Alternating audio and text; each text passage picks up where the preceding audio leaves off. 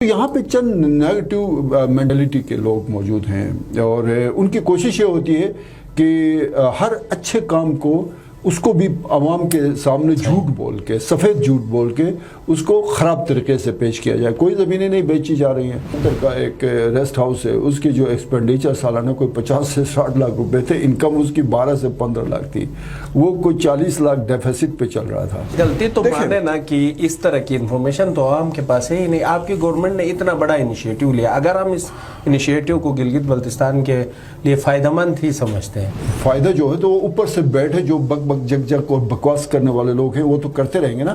نیچے عوام کو یہ فائدہ ہوا کہ اس ریسٹ ہاؤس کا جو ہے وہ ٹوٹل انکم میں سے 20% کرایہ الگ ملے گا, لیز کا الگ ملے گا, اور ٹوٹل انکم کا 35% الگ ملے گا. جو بھی کمپنی یہ ملا کے تو 55% کوئی 55% کے قریب آپ کو شیئر ملے گا. سہیل عباس صاحب کے لیے میرا مشورہ یہ ہوگا کہ وہ سید جعفر شاہ صاحب کو فالو کریں.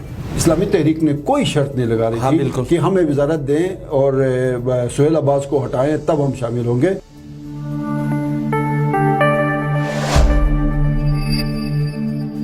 بسم اللہ الرحمن الرحیم. گلگت میڈیا نیٹ ورک کے پروگرام مذاکرہ کے ساتھ میں ہوں طاہر رانا. ناظرین, گرین ٹورزم پرائیویٹ لمیٹڈ اور ریسٹ ہاؤسز کا کیا ایشو ہے, اسی حوالے سے ہم بات کریں گے. ہمارے ساتھ صوبائی وزیر اطلاعات ایمان شاہ صاحب موجود ہے اسٹوڈیوز میں. سر, یہ جو ایک پچھلے کچھ دنوں سے ہم دیکھ رہے ہیں کہ احتجاج بھی ہو رہا ہے, ایشو ہے, ہاں, اور کچھ تبصرے بھی آ رہے ہیں, ہر بندہ اپنی ایک انفارمیشن شیئر کرتا ہوا نظر آ رہا ہے. ایکچولی اگر ہم بات کریں کہ اصل معلومات اگر ہم آپ سے جاننا چاہیں کہ پرائیویٹ لمیٹڈ کمپنی کے کیا دائرہ اختیار ہے, گرین ٹورزم پرائیویٹ لمیٹڈ, یہ جو 22 لوکیشنز ہیں یا ریسٹ ہاؤسز ہیں, فارسٹ کے اور بھی 17 کوئی سائٹس ہیں فارسٹ کی, تو یہ کیوں حوالے کی گئی ہیں؟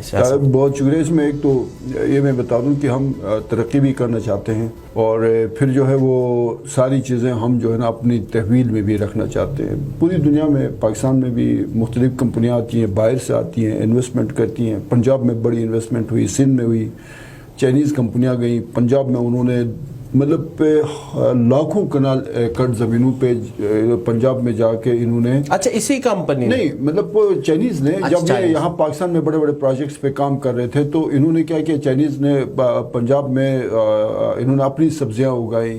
پنجاب بھی کسی نے نہیں کہا جی کہ چائنیز نے آ کے ہماری زمینوں پہ سبزیاں اگائی ہیں. ان کی زمینیں تھی جو بھی مناسب, اور بلکہ اس دفعہ سنا ہے کہ گندم بھی سستے ترین اس پہ آیا تھا. سر دیکھیں, یہ جو بیسیکلی SIFC ہے نا, اسپیشل انویسٹمنٹ فیسیلیٹیشن کاؤنسل جو ہے, اس کا یہ مجھے جو سمجھ آئی ہے اس میں یہ ہے کہ جب یہ اپریل 2022 میں عمران خان کی حکومت کا خاتمہ کیا گیا اور پاکستان کے اندر حالت دیکھا, جس کی جو ہے پاکستان کی جو ایک اکانومی جو بہت زیادہ خراب ہو چکی تھی. ظاہر اکانومی خراب ہو تو پھر کولیپس کر جاتا ہے, ڈیفالٹ کر جاتا ہے, پھر وہیں سے تباہی کا آغاز کر جاتا ہے. تو جب اس پہ سوچا گیا کہ اس کو ٹھیک کرنا ہے تو وہ کسی ایک پولیٹیکل حکومت کی اس کو ٹھیک کرنے کی وہ صلاحیت بھی نہیں تھی, گنجائش بھی نہیں تھی.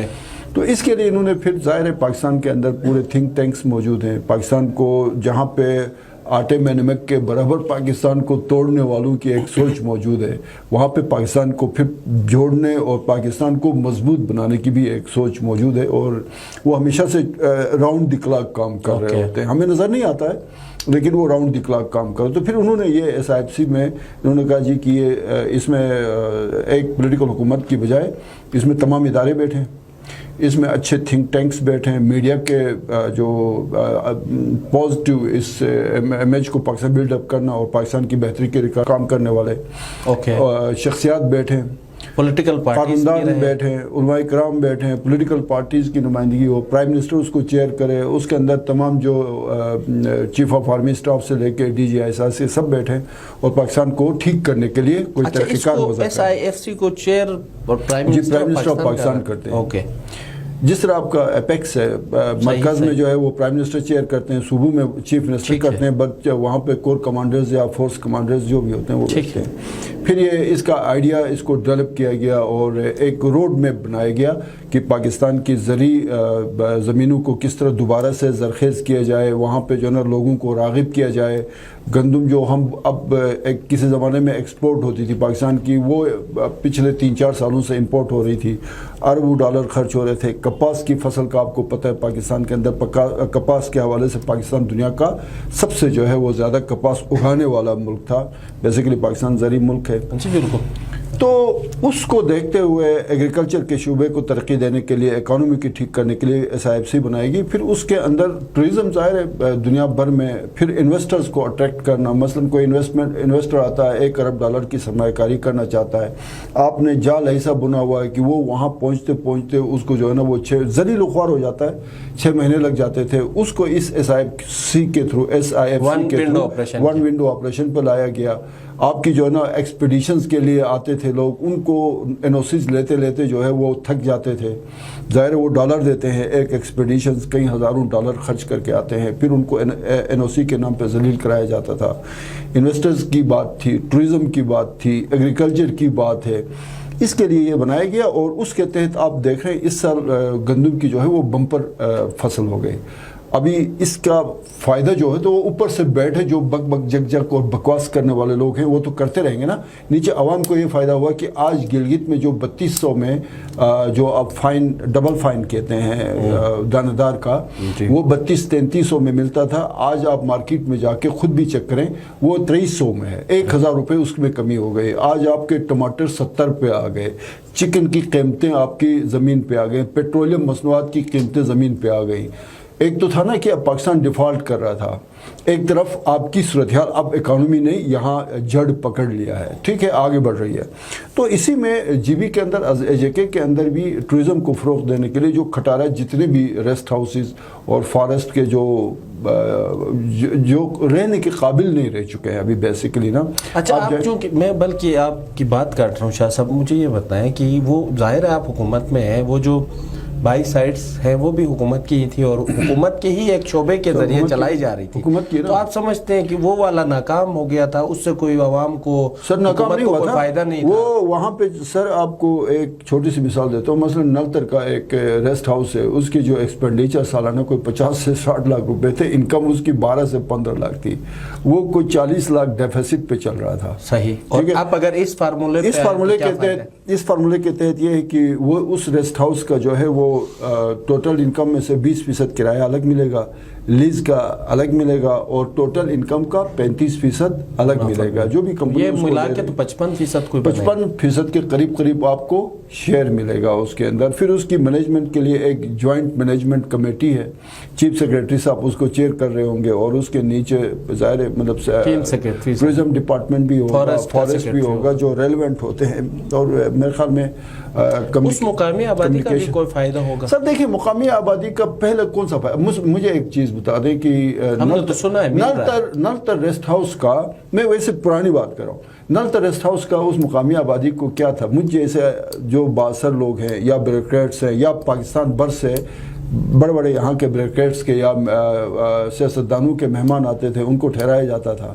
وہ کھا پی کے عیشی کر کے چلے جاتے تھے. بعد میں ہم نے بھگتنا تھا. 6 کروڑ روپے تو صوبائی حکومت اس کی مینٹیننس اور ان کے اس پہ جو ہے نا وہ اخراجات صوبائی حکومت کے تھے.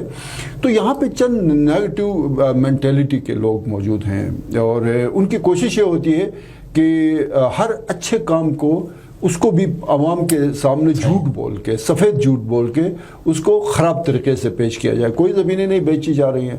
جو سرکاری تحویل کے یا حکومت کے ریسٹ ہاؤسز یا فارسٹ کے سپاٹس تھے ان کو کرائے پہ دیا جا رہا. مناسب انکم آئے گی، اور ہماری کوشش یہ ہے کہ جس ایریے میں یہ ریسٹ ہاؤس ہے اس انکم میں سے اس علاقے میں بھی وہاں کی خوبصورتی پہ خرچ کیا جائے. مثلا کریم آباد کا ریسٹ ہاؤس ہے، اس کی ایک مناسب رقم کریم آباد کی بیوٹیفیکیشن پہ بھی، مطلب اگر جو 3 ارب کی بات ہو رہی ہے انویسٹمنٹ کی، اگر یہ بنائے جاتے ہیں، کچھ تو ڈیمولش کر کے بنائے جاتے ہیں، ان میں سے بیشتر ایسے ہیں ان کو گرائے کے آپ نے نئے سرے سے تعمیر. ان میں تو ابھی آپ کے PTDC جو ایون گلگت کا PTDC ہے، اب اس کے کمرے 1970 کے ڈیزائن ہیں. گرمیوں میں وہاں پہ مجھے اس کا اپنا پرسنل ایکسپیرینس ہے. اس گلگت PTDC کے کمرے میں سر چوہے بھی گھستے ہیں، پتہ کیا کیا حشرات الارض اندر گھس جاتے ہیں. بہرحال یہ ایک الگ ٹاپک مطلب ہے. اس میں فری نہیں ہوگا سر جو نہیں ہے نا. نئی فیسلٹی وہ فری نہیں ہوگا سر نہیں ہے, اور اس کا ایک چیک اینڈ بیلنس ہوگا, مانیٹرنگ ہوگی, صوبائی حکومت کے ریپس ہیں جو کمپنی ہے ان کے, پھر ایک باضابطہ طور پہ اس کا سالانہ آڈٹ ہوگا, ایکسٹرنل آڈٹ ہوگا, انٹرنل بھی ہوگا, ایکسٹرنل بھی ہوگا. تو یہ ایک اور ٹرانسپیرنٹ. سال بعد سنا ہے کہ 30 سال کا کوئی ایگریمنٹ ہے, اس کے بعد یہ پھر فیسلٹی. سر ہنزا میں کئی لوگوں نے اپنی زمینیں جو ہے وہ 25-30 سال کے لیے لیز پہ دی ہے نا. جی ہے, بالکل دی ہے. تو جب لوگوں نے اپنی, اب یہ حکومت کے ریسٹ ہاؤسز ہے نا, اب حکومت وہ ریسٹ ہاؤس چلا رہی تھی, وہاں پہ نقصان میں جا رہے تھے, تو اب انہوں نے وہاں پہ میں ابھی آپ کو بتا نہیں سکتا ہوں اس طرح کی ایکٹیویٹیز ہو رہی تھیں جن کا بتانا بھی مناسب نہیں ہے. عیاشی کے اڈے کے سکتے ٹھیک ہے. تو اب ان تمام چیزوں کو مد نظر رکھ کر ایک اچھی ایکٹیویٹی ہو رہی ہے جس سے ٹورزم کو فروغ ہوگا. ظاہر ہے کہیں پہ ایک ایسا ادارہ اس کو ٹیک اوور کرے جس کے آپ کے اندر ایک سیکیورٹی کا, جو بھی ٹورسٹ آئے گا, میں اگر کہیں پہ جاتا ہوں سر سب سے پہلے میں چیک کرتا ہوں کہ یہاں پہ سیکیورٹی کیسی ہے. ٹھیک ہے.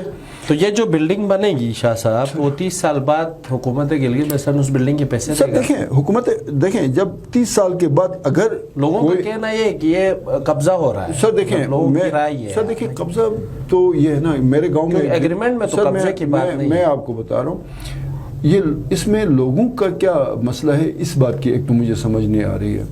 میرے گاؤں میں ایک ڈسپنسری ہے, وہ ڈسپنسری حکومت نے اس بندے سے اس وقت ریٹ کے مطابق 6 لاکھ روپے پر کنال کے حساب سے خرید کے, وہاں انہوں نے, حکومت نے 1.5 کروڑ روپے لگا کے ڈسپنسری بنائی ہے.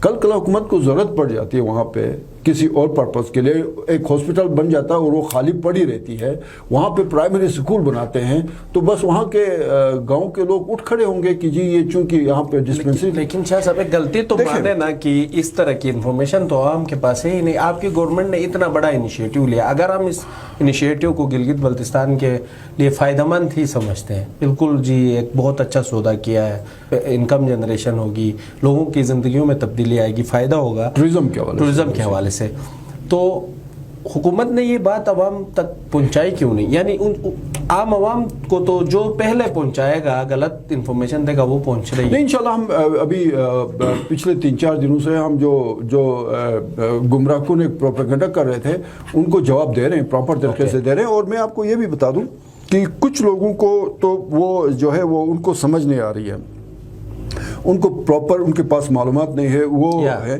کچھ لوگ تو ہیں جو انٹینشنلی جان بوجھ کے لوگوں کو گمراہ کر رہے ہیں, ان کو سب کچھ پتہ ہے, سب کچھ پتہ ہے. سمجھتے ہیں وہ انتشار. سر دیکھیں نا, ابھی 2 اس کے عوامی ایکشن, میں ڈائریکٹ عوامی ایکشن کمیٹی پہ آتا ہوں, اسی معاملے پہ جمپ کرتے ہیں اس کو. عوامی ایکشن کمیٹی کے اس وقت 2 واضح دھڑے ہیں.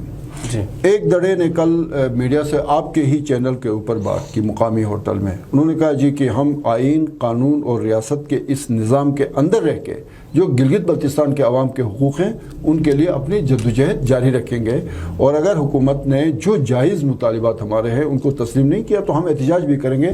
ہم ان کی اس موقف کی تائید کرتے ہیں. جو بھی گلگت بلتستان کے عوام کو درپیش مسائل ہے, چاہے وہ پانی کا مسئلہ ہے, چاہے بجلی کا مسئلہ ہے, آٹے کا مسئلہ حل ہو گیا, چاہے جو ہے وہ روڈ انفراسٹرکچر کا مسئلہ ہے, سیکیورٹی کا مسئلہ ہے, آپ کے اسٹریٹ کرائم کا مسئلہ ہے.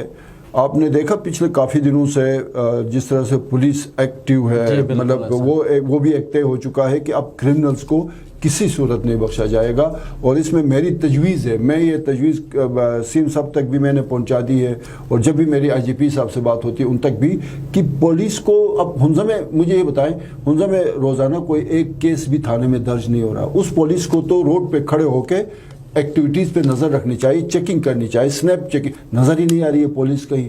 جی بی کی پولیس جس طرح سے ہمیں مایوس کر رہی ہے نا, اور کچھ لوگ, کچھ آفیسرز جس طرح سے بیٹھ کے اس پولیس کو مزاق تماشا بنا رہے ہیں, اس سے لوگوں کے اندر سیکیورٹی کا جو ایک تھوڑا سا وہ آ رہا ہے, کانفیڈنس لیول ہے وہ کم ہو گیا. اینی وے وہ ٹاپک چینج ہو جائے گا.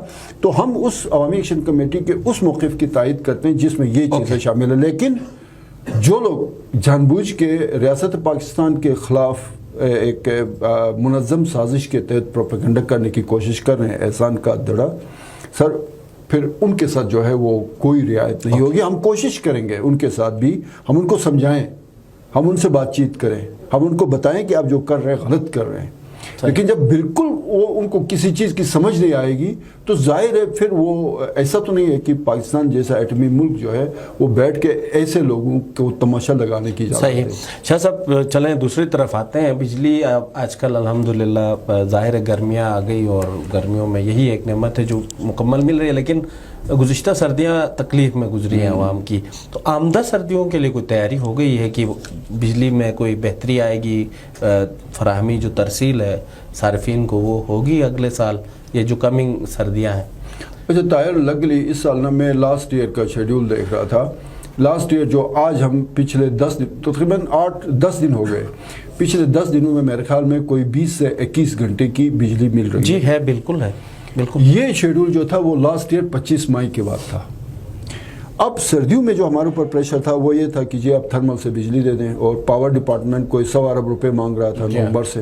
ٹھیک ہے, یہی آپ اس کا ویژن دیکھیں وزیر اعلیٰ گلگت بلتستان کا, اس میں ہمارا کوئی کسی کیبنٹ کے ممبر کا کوئی انپٹ شامل نہیں ہے. انہوں نے کہا جی کوئی تھرمل جنریٹرز کی ضرورت نہیں, صرف رمضان المبارک میں 2-3-4 گھنٹے سحری اور افطار کے لیے سکردو, گلگت, چلاس اور حمزہ کے لیے انہوں نے 25 کروڑ روپے دیے.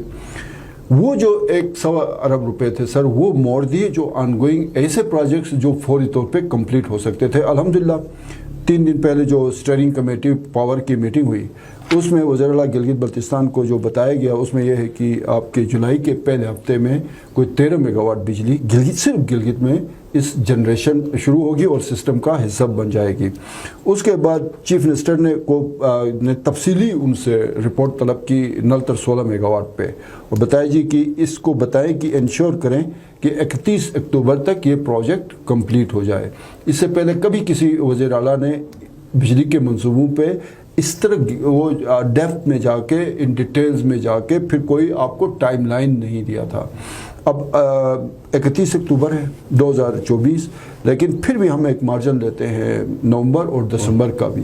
انشاءاللہ سر جنوری کے پہلے ہفتے میں 16 میگا واٹ نلتر بھی اس سسٹم میں شامل ہوگی, تو 13 میگا واٹ جولائی تک, 16 میگا واٹ, یہ تقریباً یہ 28 میگا واٹ بجلی جو ہے اگلے سیزن میں سردیوں میں سسٹم کا حصہ بنے گی. چلو 28 کو چھوڑ دے, 14 میگا واٹ بھی اگر سسٹم میں شامل ہوتی ہے تو سردیوں میں جو لاسٹ ایئر جو جنوری, فروری, مارچ میں ہمیں کوئی 22 گھنٹے کی شیڈنگ کا سامنا کرنا پڑا ہے, اب وہ کم ہو کے 16 گھنٹے تک یہ جو ٹیکنیکل ٹیم ہوتی ہے اس کی تربیت کی ضرورت ہے, کیونکہ نئے پروجیکٹس تو حکومت بناتی ہے لیکن خراب ہمارے ہی لوگ کرتے ہیں. لیکن ثناء اللہ صاحب جیسا سیکٹری بیٹھا ہوا پاور میں, آپ کو پتہ ہے کہ وہ کس مزاج کا آدمی ہے. ٹھیک ہے, وہ آپ وہ تھوڑا سا اس کا ٹائمنگ کا ایک ایشو آ جاتا ہے, لیکن وہ اگر 4 گھنٹے بھی کام کرتا ہے. ابھی پچھلے 1.5-2 مہینوں میں جو بجلی کے بہت سارے پروجیکٹس میں اچھی ڈیولپمنٹس ہوئی ہیں, اس میں جہاں پہ صوبائی حکومت کا بہت زیادہ سیم صاحب کی کنسنٹریشن رہی ہے یا وہ کنسنٹریٹ رہے, اس میں ثناء اللہ صاحب کا بھی اہم رول رہا ہے. اس کو نہ بتایا جائے تو یہ زیادتی ہوگی. اور جو حمزہ میں بجلی کا مسئلہ تھا اس میں ایک چھوٹی سی اچھی خبر, چھوٹی سی بڑی خبر نہیں ہے, چپور میں ایک پروجیکٹ 2019 میں شروع ہوا تھا, کمپلیٹ نہیں ہو رہا تھا, وہ انشاءاللہ اس سال کمپلیٹ ہو رہا ہے, اور اس کی مشینری اگلے 3-4 دن میں سست ہو جائے گی. اچھا, ساتھ آخری سوال جاتے جاتے پوچھنا چاہوں گا کہ سہیل عباس صاحب نے تو استعفیٰ دے دیا, اور آپ کی پریس کانفرنس میں آپ نے کہا کہ وہ دوراہے پر کھڑے تھے اور اس لیے انہیں جو ہے وہ ایک سائٹ پہ ہونا تھا, اس لیے انہوں نے استعفیٰ دیا ہے. لوگ دوسری بات بھی کر رہے ہیں, گیپ آ گیا, ایک منسٹری خالی ہو گئی ہے, ایوب وزیری تیاری کر رہے ہیں.